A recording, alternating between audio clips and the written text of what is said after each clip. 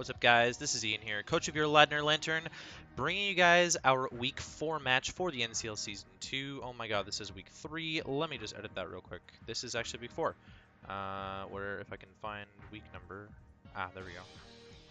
Properties, Week 4. Sorry about that! We're in Week 4 of the NCL Season 2, and this week we were taking on my good buddy Ben and the Tampa Bay Buizels. Both of us are 3-0. This is our first divisional match. We actually take on both of our divisional opponents right away. Austin, who's won his match already, and is 4-0, waiting for me next week. And Ben, who's also 3-0 with me.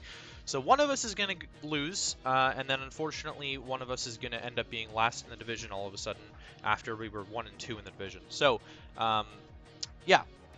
Looking at this matchup, he has Kyurem-Black, Gengar, Crocodile, Primarina, Licky, Kecleon, Mega Scizor, Zapdos, Emboar, Selgor, and Mesprit. He actually ended up dropping Sceptile. He traded Sceptile for Selgor, actually, right at the end of last week. Not that it matters, because I didn't think a Selgor was coming, even after I rebuilt. And you can see on the screen that it's not coming.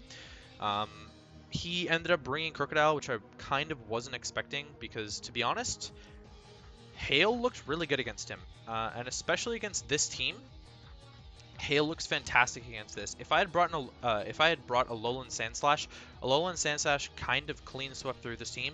I have no idea what his Scarf is going to be, although I'm assuming it's Emboar. He could be running dual Scarf, Emboar, Kyurem-Black, sorry. So we'll sort of see how that plays out. But basically, once Mega Scizor is weakened, then Alolan Sandslash could have cleaned up this team, so that's probably a mistake on my part not bringing Alolan Sandslash. Alolan Sandslash looked really clean. I was just worried about Licky and the Primarina for the Alolan Sandslash, neither of which he brought. So there you go. Who knows what was going on there. He potentially has priority options in Gengar with Sucker Punch, Mega Scizor with Bullet Punch, and Emboar with Sucker Punch. He has one Rock Setter in Crocodile, which I'm assuming is going to be his Rock Setter, because why wouldn't it be against my team? I have a lot of rock weaknesses. And he brought both of his removal options in Scizor and Zapdos, potentially with Defog, and his one 4x weakness in Mega Scizor to Fire. So, yeah, I don't know. Going into this game, I was pretty nervous. I mean, the matchup's not looking that great on paper, so I wasn't super thrilled about how I built for this game, and I really felt like I could have brought maybe about 7 or 8 things. It was just like 1 or 2 things that were walling it, or had offensive pressure on it that were really bad. I didn't feel like I had the matchup going in this game at all. But let's run over our team really quickly here. We're physically defensive Rotom-Heat. I took off Will-O-Wisp for Defog, which you'll see as the match goes on I really regret. We're physically defensive Stunfisk with Rocks. We are Spadef Sylveon. We're 3-attack Toxic Mega Pinsir. We're Scarf Mew with Volt Switch, which again was a mistake because I wasn't expecting Crocodile and I was expecting the Primarina to be his Mew switch in. And we are Specs Alolan Ninetales. So we don't have a ton of offensive pressure this game, so we're going to have to play around that. Looking at his team, I figure he's probably going to lead Crocodile against my Stunfisk / Rotom-Heat lead, so I'm just going to lead off with, or Mew potentially, he could just Pursuit my Mew or something like that. So I'm going to lead off with Alolan Ninetales, which is what I'm going to go do here as he lives off with Crocodile. I'm going to fire off a nice Choice Specs Blizzard here. Don't want to over-predict turn 1, doesn't really make a lot of sense. And based on that damage on the regular Scizor, he is completely Spadef. Yeah, if he didn't have all that Spadef investment or HP investment, let's say he's an offensive Mega Scizor, then 2 Blizzards OHKO him. I'm still not staying in because Bullet Punch OHKOs me every single time. But yeah, based on Choice Specs Blizzard damage doing a quarter, he's absolutely Spadef Mega Scizor, so I don't really need to worry about it doing too much, but I'm just going to double into my Rotom-Heat here. Expecting the Bullet Punch to come off as he's going to get off a Roost, actually. So really early Roost on his part. Bullet Punch would have just killed me, so I kind of expected that to be the play. Now he's got to worry about a Will-O-Wisp coming off here, so I'm going to go for the Overheat. Just sort of kill him as he goes into the Emboar, and Emboar actually takes a lot of damage. I would imagine he definitely switched an Emboar, predicting the Will-O-Wisp. I could have just Volt Switched, but here I'm actually going to Volt Switch, expecting him to double or something like that because now I'm -2 special attack. I could have gone straight into Stunfisk on the Head Smash here, which would have been a really poor play, and I'm really glad that I didn't. So I'm actually going to get a Volt Switch off here as his Emboar is now weakened. Now, keep in mind that Emboar's health is at 61%. Mega Pinsir's Quick Attack picks it off from this range. It was doing 70 to 83 something % with Quick Attack, so this Emboar can be completely useless if I can get a Quick Attack off on it with my Mega Pinsir. As he's going to double into Kyurem-Black and eat this Volt Switch. Offensive Kyurem-Black based on that damage, by the way. I know that it's not naive. That's pretty much all that I know about it. So I'm going to be able to get to go into my Sylveon here, and I'm actually going to scout for the Iron Head here and go into my Stunfisk, as he's actually just going to throw off the Z Freeze Shock and blow my Stunfisk back. So that kind of sucks, because Rocks would have been really nice against his team. Could have chipped down some stuff, especially the Zapdos and the Kyurem-Black if they want to come back in. Could have been really good. I'm going to go into my Mew now, and I'm just going to go for the Aura Sphere as he goes into Zapdos. This shows me that it's max HP. Aura Sphere was like my only play against the Kyurem. I could have gone Alola Ninetales and clicked Moonblast, which probably would have been the play. Or click HP Fire and catch the Mega Scizor switching in.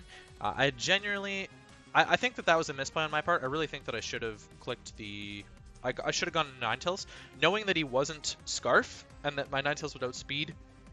That should have been my play, I think. But instead he gets to go to Zapdos for free, and now he's going to get a discharge off as I switch into my Sylveon. And he's going to get the Para. Spoilers, slightly ahead. He's going to get the Para. Really annoying Para. I'm going to Wish here. I believe I'm going to Wish. Yeah, as he goes hard into Gengar, and I get fully parried. So that's annoying. Wish could have helped me like switch into something on this Gengar, or at least let me get a hit off on this Gengar, or 2 hits off on this Gengar potentially. Because depending on the set, I can live the hit. I'm fully Spadef, so if he's Specs, then I don't. If he's anything else, then I do. So we'll see right now that he's going to be Life Orb based on that Sludge Wave damage and his health, and I get fully paralyzed on the Hyper Voice. That Hyper Voice could have been huge. It's doing about 30 to 40-ish% Hyper Voice based on him being no bulk invested, which he probably is, because he's probably outspeeding Alola Ninetales, so he's going to have like 8 HP maximum. So that full para really sucks. Gengar could have been weakened, and you'll see that it comes into play a lot later. I really just have to sack off Sylveon here, unfortunately, and let him take some more Life Orb Recoil. I could have gone into Mew on the Sludge Wave, would have lived the hit, and then been able to get a Psychic off, but Crocodile being there is a real pain in the ass.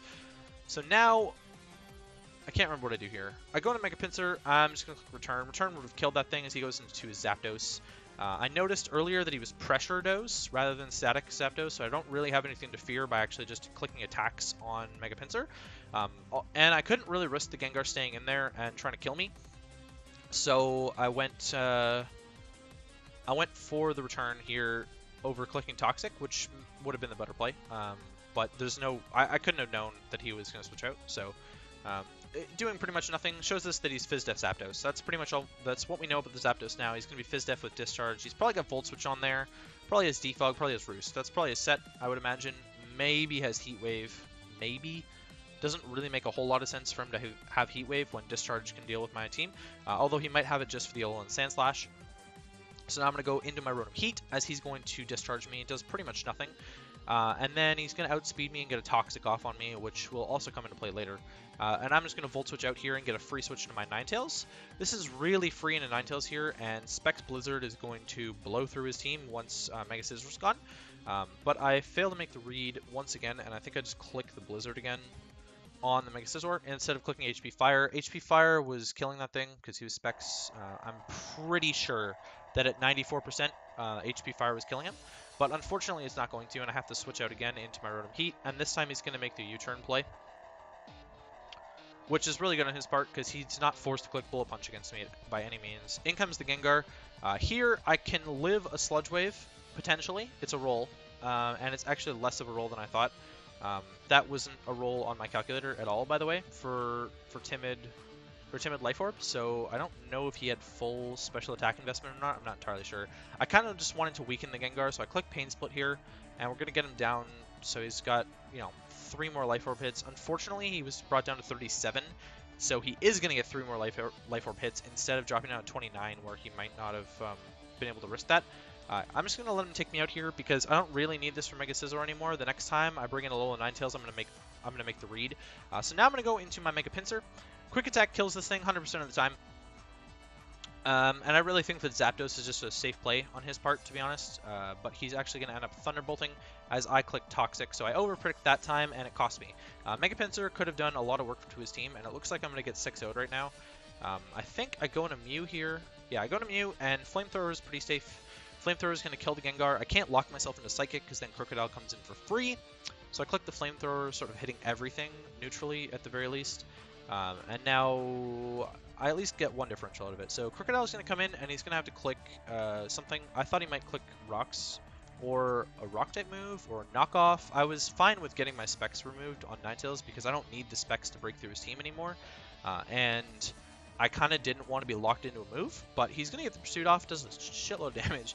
And now I'm going to predict the Mega Scizor to come in this time, and I'm going to HP Fire it, kill it. He made that move too many times, and I actually finally got the read. I should have got the read on the second time. It would have been a much better position for me to do it because I had more mons to sack off at that point. So Mega Scizor goes down, and now he's just going to go into Emboar, which is Scarfed, and he's going to kill me with Flare Blitz on the Mew. I had hoped if he wasn't Scarfed, maybe. I don't know. I couldn't tell him. I had to sack me there, and then if he's not Scarfed, if for some reason he's not Scarfed, we already know the Kyurem's not Scarfed. The Crocodile could be Scarfed, but it's not going to...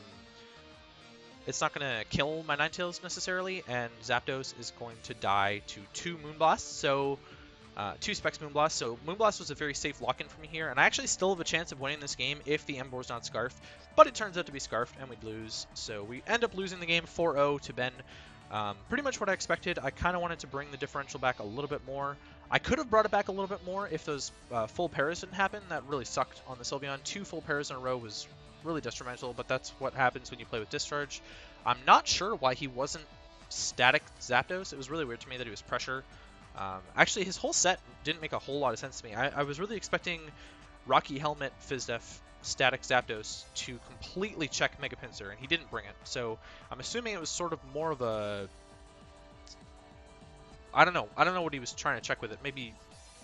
Like, if it was his physical wall, then I would bring static Rocky Helmet for sure against things like Como, Mew, Mega Pinsir as my physical threats. Like, and Alolan Sandslash is... I mean, Alolan Sandslash isn't making contact, but, you know, you kind of get the point there. So, I don't know. We take the 4-0 L. That's our first loss of the season. Oh, well. We had to get it out of the way at some point. I didn't think that we were going through the season undefeated with how competitive the season is.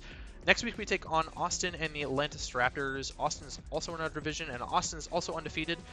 Austin also has a long track record of losing to his friends, and he has beaten everyone else except for me in the last month. So we can't let him clean sweep all of his friends. I need to pick up the win to keep my dignity and pull back after this horrible loss this week. Ben moves to first in the division, by the way, and we actually move into last in the division, although we're still technically in a playoff spot, so I'm not super concerned about it. Anyways, that's going to be it for me, and I will catch you guys for the next match.